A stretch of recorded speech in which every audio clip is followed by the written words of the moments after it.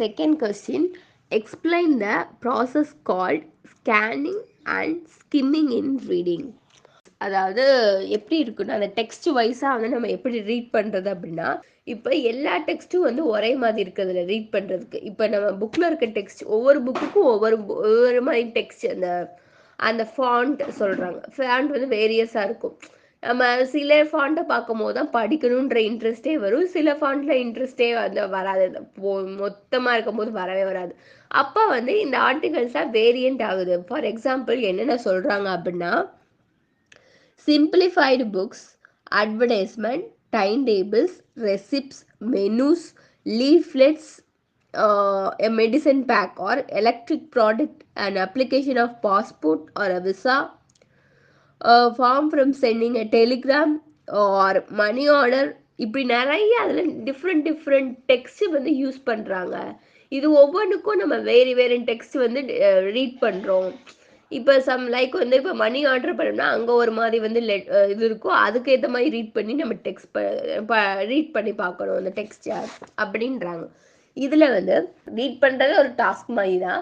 அது நேச்சுரலாக வந்து இந்த டெக்ஸ்ட் வந்து நேச்சுரல் எப்படி இருக்கும் அப்படின்னு பார்த்தா, சிம்பிளி ஃபாண்ட்ஸில் டெக்ஸ்டில் இருக்கிறத நமக்கு டிஃபிகல்ட் டாஸ்காக இருக்கும் படிக்கிறதுக்கு. ஆனால் டிஃபிகல்ட்டாக இருக்க டெக்ஸ்ட்டை வந்து நம்ம வந்து ஈஸியாக படிச்சிருவோம். ஈஸி டு ரீடிங் அப்படின்றாங்க. ஸ்கேனிங் அப்படின்னா என்ன அப்படின்னா, இப்போ நம்ம ஒரு லெட்டரை வந்து இந்த பேஜ்லேருந்து இந்த பேஜுக்குள்ளே இருக்குது, நீங்கள் தேடி சொல்லுங்க அப்படின்னா நம்ம வந்து ஃபுல்லாக ஸ்கேன் பண்ணுற மாதிரி ரீட் பண்ணுவோம். இந்த எந்த வேர்டு எங்கே இருக்குது அப்படின்னு சொல்லி ரீட் பண்ணுவோம்.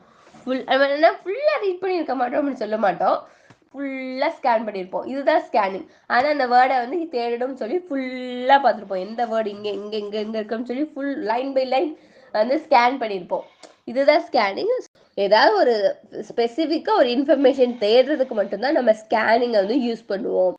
சம் இன்ஃபர்மேஷன் வந்து நம்ம இங்கேருந்து எடுக்கணும் அப்படின்னா, இப்போ வந்து போஸ்ட் கொலோனியலிசம் அதில் வந்து ஃபேனோனோட டீகாலனைசேஷன் பற்றி எடுங்க அப்படின்னு சொல்லிட்டு மொத்தமாக போஸ்ட் கொலோனியல் பற்றி ஃபுல்லாக கொடுத்துட்டாங்க அப்படின்னா நமக்கு தேவையானது டீகாலனைசேஷன் மட்டும்தான். அப்போ நம்ம ஸ்கேன் பண்ணும்போது டீகாலனைசேஷன் எங்கே இருக்கு அப்படின்னு சொல்லி அதை மட்டும்தான் போய் தேடுவோம் அப்படின்னு வந்து சொல்கிறாங்க. இந்த ஸ்கேன் பண்ணுறது வந்து ரீடருக்கு வந்து ஒரு கிரேட் அட்வான்டேஜாக இருக்குது. புக்கில் நம்ம தேடலாம், இல்லைன்னா ஆர்டிக்கிளில் தேடலாம், இல்லை நோட்ஸில் தேடலாம், இல்லை எதில் வேணாலும் நமக்கு தேடலாம். நமக்கு இம்பார்ட்டண்டான இன்ஃபர்மேஷனை வந்து வித்தவுட் வேஸ்டிங் டைம், அதாவது ஃபுல்லாக லைன் பை லைன் ஒன்று ஒன்றா ரீட் பண்ணி நம்ம ரீட் பண்ணுறதுக்கும் ஸ்கேன் பண்ணுறதுக்கும் டிஃப்ரெண்ட் இருக்குது. ரீட் பண்ணோம்னா நம்ம ரீட் பண்ணி முடிச்சதுக்கப்புறம் என்ன ரீட் பண்ணோம் அப்படின்னு சொல்லி நம்மளால் சொல்ல முடியும். ஆனால் இந்த ஸ்கேனிங்கில் ரீடும் பண்ணுற மாதிரி தான், ஆனால் அவ்வளோ ரீட் பண்ணுற மாதிரி இல்லை.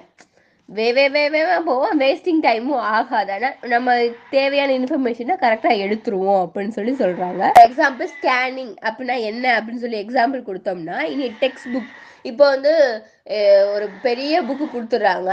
பெரிய புக் கொடுத்து இந்த டாப்பிக்கில் வந்து நான் வந்து கொஸ்டின் கேட்க போகிறேன், அதனால் இப்போ நீங்கள் படிச்சிருங்க அப்படின்னு சொல்கிறாங்கன்னா அந்த டாபிக் எங்கே இருக்குன்னே நமக்கு தெரியாது. அப்போ நம்ம என்ன பண்ணுவோம், அந்த டாபிக் எங்கே இருக்குன்னு ஃபர்ஸ்ட் எடுத்தோடனே இண்டெக்ஸ் புக் எடுப்போம். இண்டெக்ஸில் நம்ம அந்த டாபிக் எங்கடா இருக்குன்னு சொல்லி ஃபர்ஸ்ட் இண்டெக்ஸ் புக்கில் பார்த்தாலே நமக்கு தெரிஞ்சு போய் அந்த டாபிக் எங்கே இருக்குது.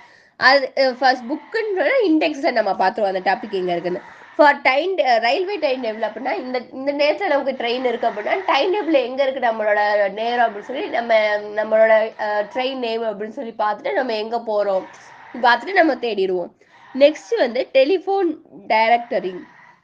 இப்போ வந்து பிரசிடென்ட் நம்பர்னா நமக்கு தெரியாது, நம்ம இப்போ வந்து கூகுளில் போடுறோம். நம்ம டெலிஃபோன் டைரக்டர்னு ஒரு புக்கே இருக்கும், நம்ம அதை சர்ச் பண்ணோம்னா அவங்களோட இதை தேடிடலாம் அப்படிங்கிறாங்க.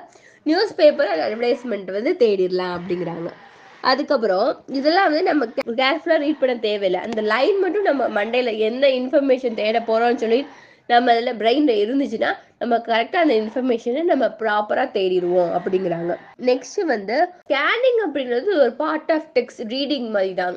ஸ்கேன் பண்ணுறது அப்படின்னா நம்ம கண்ணிலேயே நம்ம ரீட் பண்ணுறதுலேயே ரீட் பண்ணுறது தான். இது ஒரு பார்ட் ஆஃப் இது அப்படிங்கிறாங்க. ஃபார் எக்ஸாம்பிள் சொல்கிறாங்க, அந்த ஒரு பர்சேஜில் ஒரு வேர்ட் மட்டும் வந்து அவங்களுக்கு மட்டும் மீனிங் தெரில அப்படின்னு அந்த வேர்டை கேட்குறாங்க. இந்த பர்சேஜில் இருக்குது இந்த வேர்டு சொல்லி கேட்குறாங்கன்னா அந்த வேர்டை மட்டும்தான் நம்ம தேடுவோம். அந்த வேர்டை தேடி அதுக்கப்புறம் அந்த பர்சேஜில் அந்த வேர்டுக்கு என்ன மீனிங் இருக்குது அப்படின்னு சொல்லி நம்ம பார்த்து தான் நம்ம சொல்லுவோம், ஸ்கேன் பண்ணுவோம். ஃபுல்லாக உட்காந்து வாசிச்சுட்டு இருக்க மாட்டோம். நெக்ஸ்ட் வந்து ஸ்கிம்மிங் அப்படின்னா என்ன அப்படின்னா, ஸ்கிம்மிங்னா சிம்பிளா சொல்லணும்னா ஸ்கிப் பண்றது. ஒரு ஜெனரல் ஒப்பீனியன் மட்டும் கேட்டு இந்த டெக்ஸ்ட்டை வந்து நம்ம வாசிக்கிறத வந்து ஸ்கிப் பண்ணிட்டு போறது தான் இந்த ஸ்கிம்மிங் அப்படின்னு சொல்ல வராங்க. ஸ்கிம்மிங் அப்படின்னா என்னன்னா, அந்த டெக்ஸ்ட்டை கோ த்ரூ பண்ணாம அதுல என்ன இன்ஃபர்மேஷன் இருக்கு அப்படின்னு இன்னொருத்தவங்க மூலியமா நம்ம தெரிஞ்சுக்கிட்டு இன்ஃபர்மேஷனை தெரிஞ்சுக்கிட்டு அந்த டெக்ஸ்ட்டை வந்து நம்ம ஸ்கிப் பண்ணிட்டு போறது. டெக்ஸ்ட்டை வந்து ஸ்கிப் பண்ணிட்டு அதுல உள்ள இன்ஃபர்மேஷன் ஜெனரல் இன்ஃபர்மேஷன் என்ன அப்படின்னு சொல்லி நம்ம தெரிஞ்சுக்கிறது.